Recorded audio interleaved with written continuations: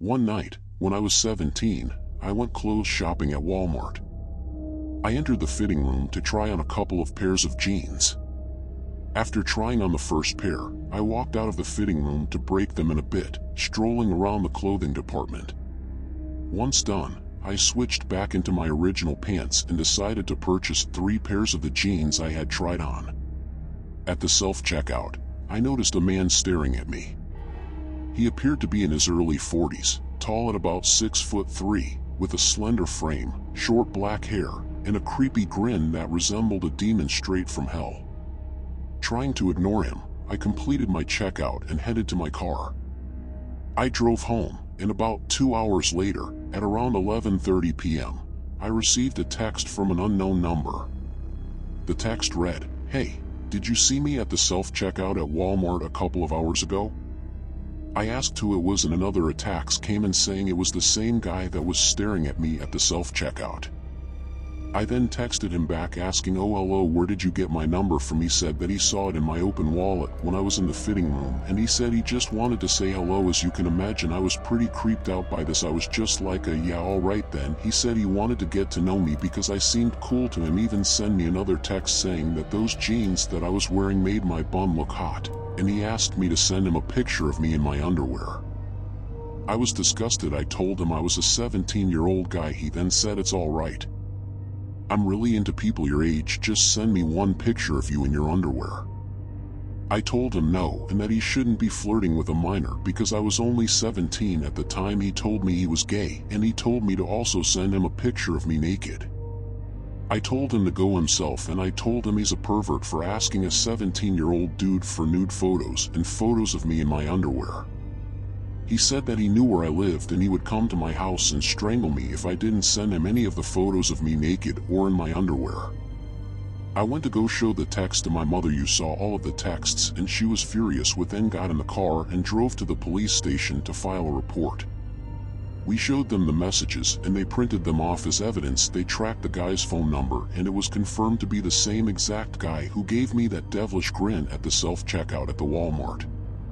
The police came back and told us that he was a registered sex offender and a pedophile and was also wanted for abduction of a 9-year-old girl. Long story short, this guy ended up getting arrested. Both me and my mom were very relieved that he was arrested, and we never did see him again after that night.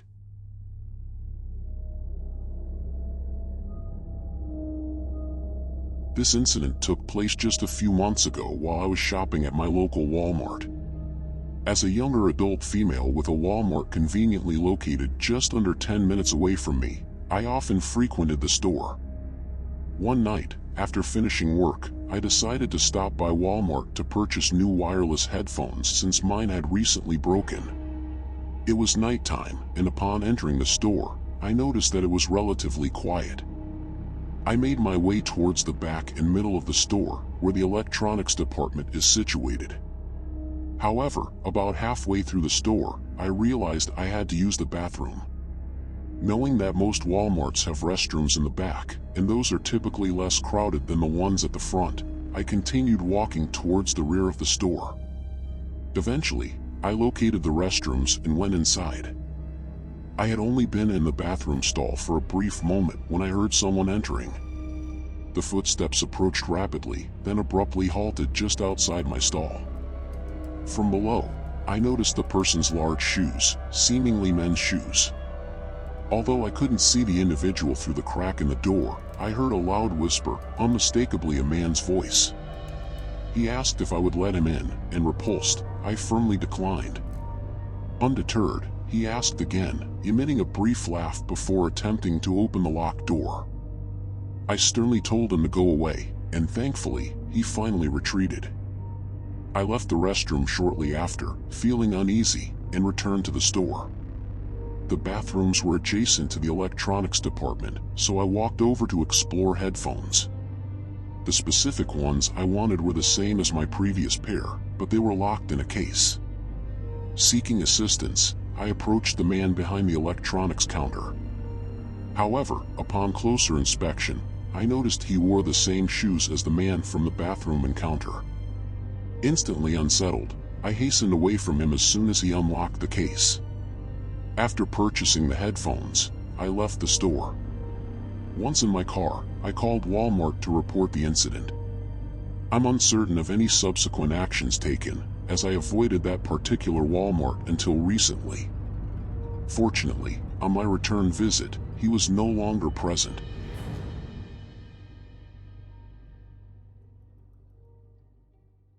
A few years back, I had a demanding job with incredibly long hours, often getting home very late at night.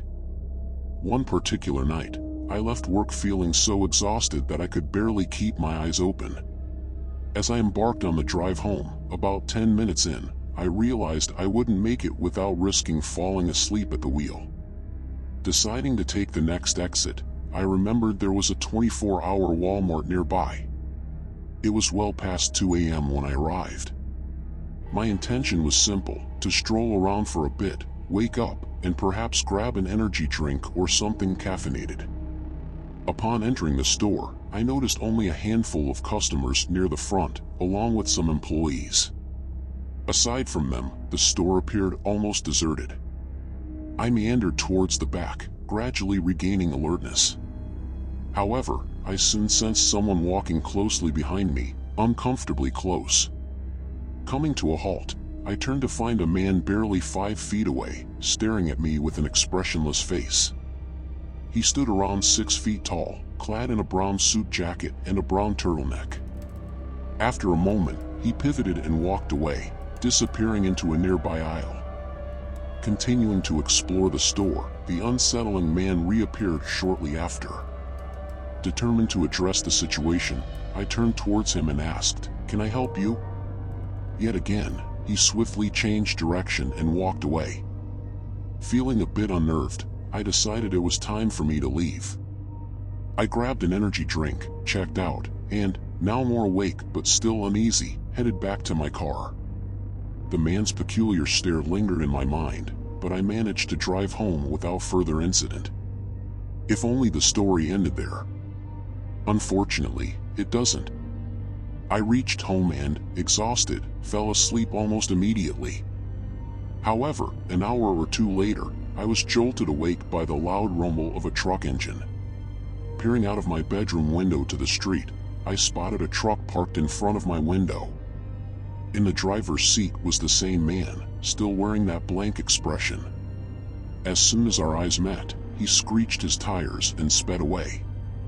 To this day, I've never been able to ascertain who he was or what he wanted, but fortunately, I never encountered him again.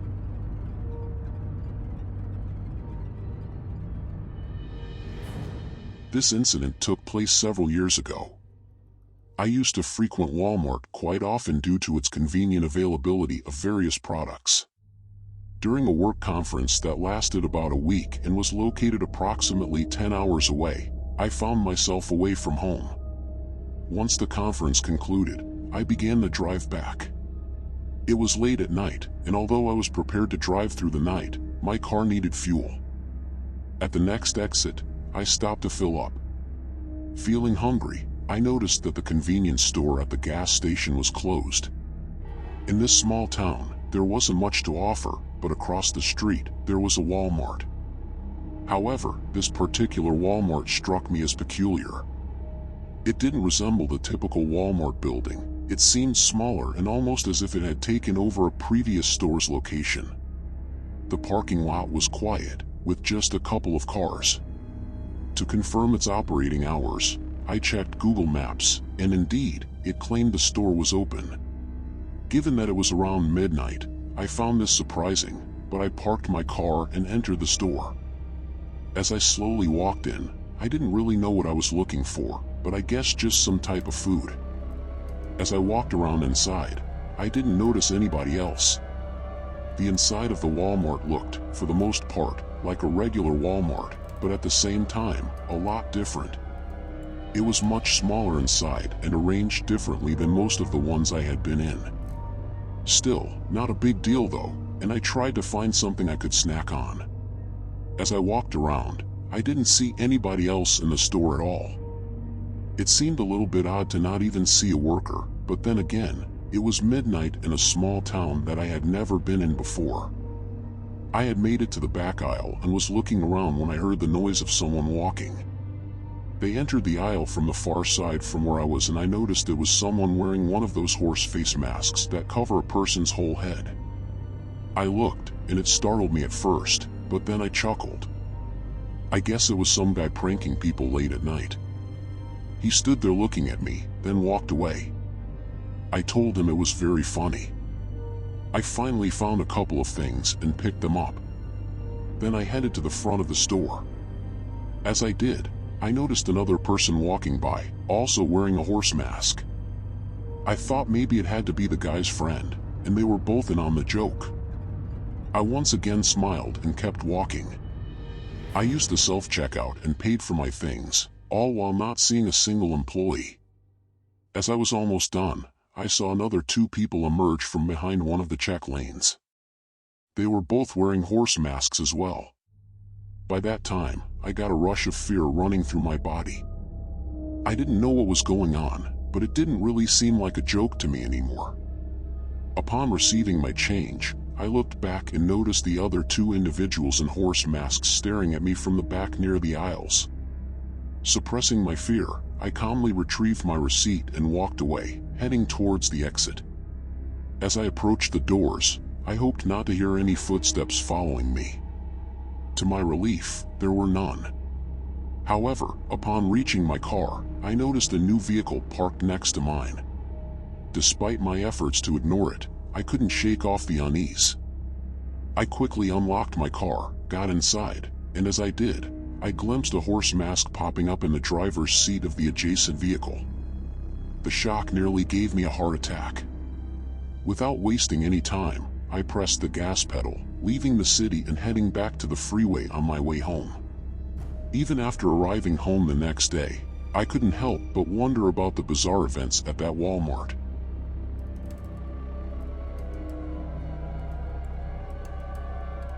Last summer, I worked at Walmart, primarily handling shelf-stocking duties during the late-night shift. It was a relatively straightforward job and served as my first real work experience. One night, I found myself working around 11 p.m. Although the store was still open at that time, we didn't get many customers because we closed at midnight. I was in the pet supplies aisle at the very back of the store, engrossed in restocking a shelf. The quietness of the night was occasionally interrupted by the distant shuffling of customers. Suddenly, a man entered the aisle and started approaching me.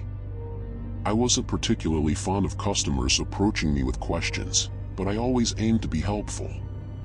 As he drew nearer, I noticed that some of his clothes were torn, and he seemed a bit disheveled. He began to express that he had a question, but before he could articulate it, he paused and slowly conveyed that he didn't like me. His expression shifted to anger, leaving me bewildered. I had no idea how to handle the situation, but I suspected that the man might be under the influence of drugs. He slowly walked behind the aisle we were in. I just shook my head and went back to work, but I could tell that the man was just standing there, barely around the corner.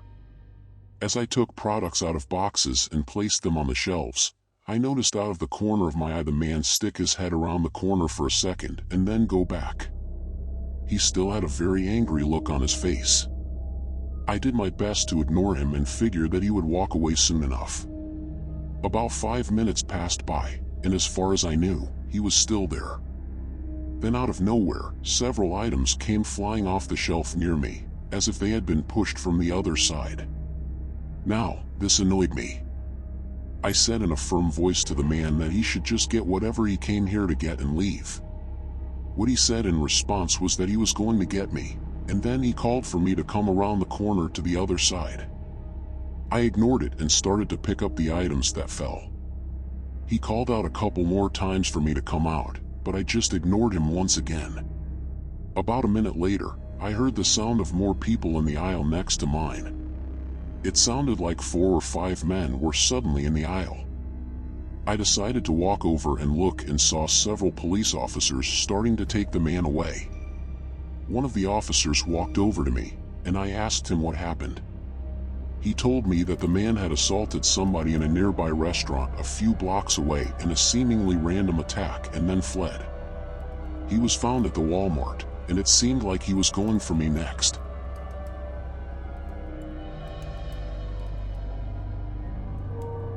I used to work at Walmart about 4 years ago for only part of one summer. My stint at Walmart lasted just a month before I decided to quit.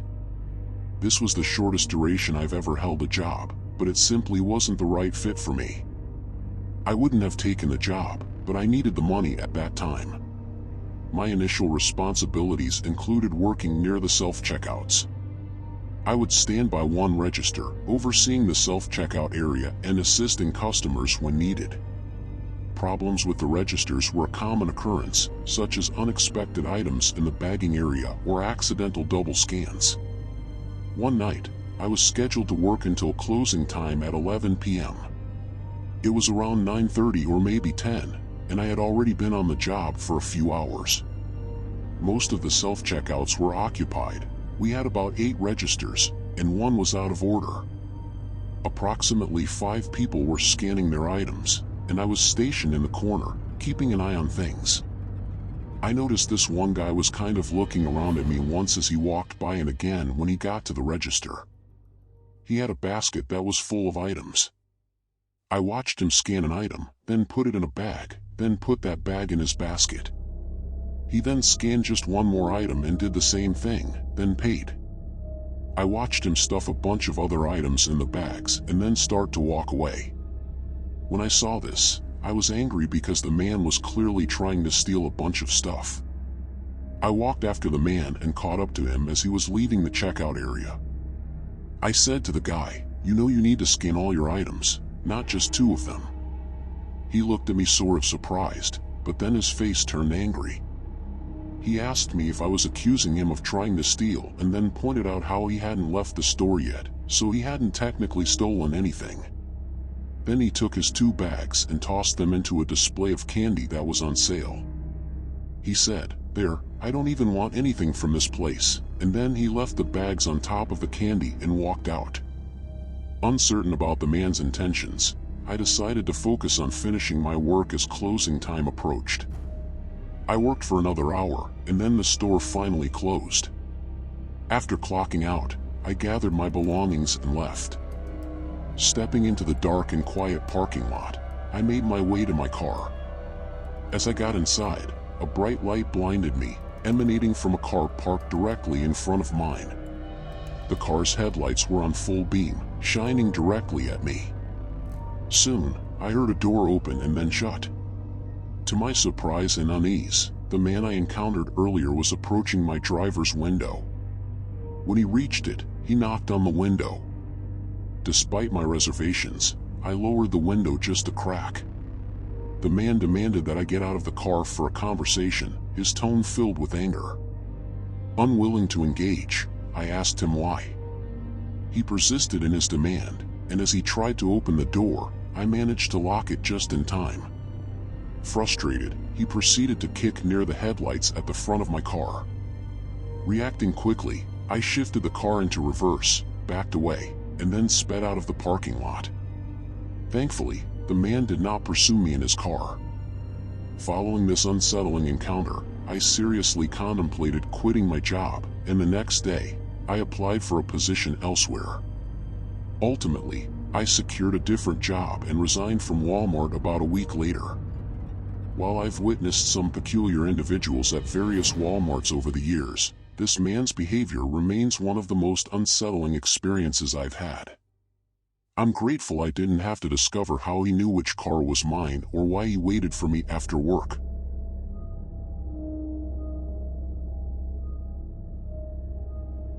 This incident occurred around 5 years ago.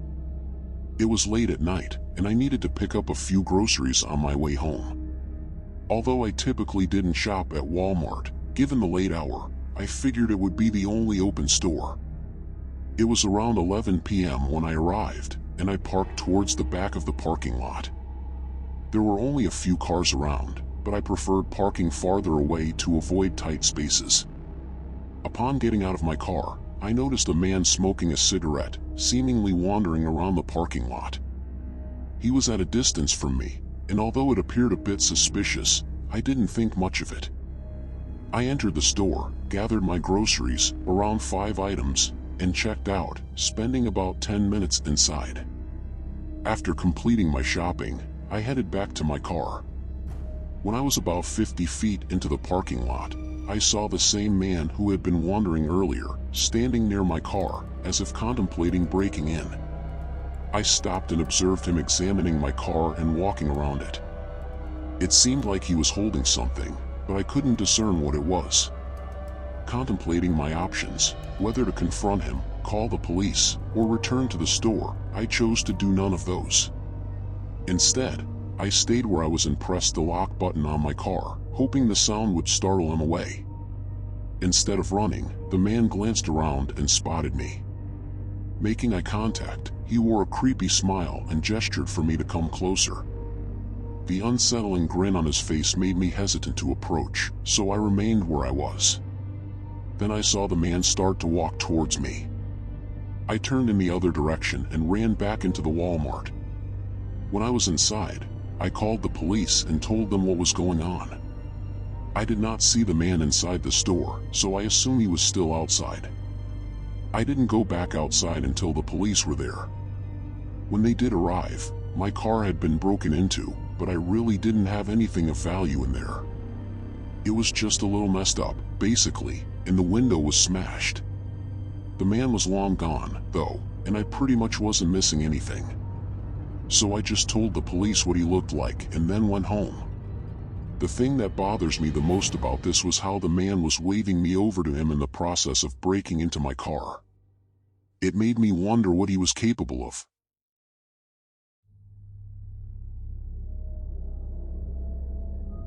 The account is relatively brief but unsettling. On my mother's birthday, following a pleasant dinner at a local restaurant, my brother, partner, and I decided to head to Walmart to purchase a gift for her. My brother, a dedicated Hot Wheels collector, navigated towards the aisle featuring Hot Wheels cars. While my mother and partner were engrossed in another aisle, I overheard voices emanating from the adjacent aisle where my brother was engaged in conversation. Suspecting he might have encountered a friend, I approached to investigate. To my surprise, I found my brother conversing with a dubious-looking older man, likely in his late 40s to mid-50s, attired in a NASCAR shirt and cargo shorts. Despite my brother being 17 and not appearing as a child, an instant sense of unease enveloped me. The conversation abruptly ceased as I drew near, and upon inquiring about their discussion, my brother showed me a couple of cars he intended to purchase. Upon returning to my mother and partner, I urgently suggested moving to the next aisle, explaining the unsettling encounter with the mysterious man. My overprotective mother and imposing partner swiftly concurred. As we approached, the man swiftly retreated from my brother and hastily departed the aisle and the vicinity. Encounters with him recurred within the store and once more on his way out. We surmised he might be a trucker, possibly heading to the nearby truck stop rather than being interested in cars. The contemplation of what could have unfolded had we not intervened, or if my brother had been younger or more naive, is indeed disconcerting. According to my brother, the man asserted to be a Lego collector from New York. While we remain unaware of the full extent of their conversation, my brother was undeniably unsettled by the encounter.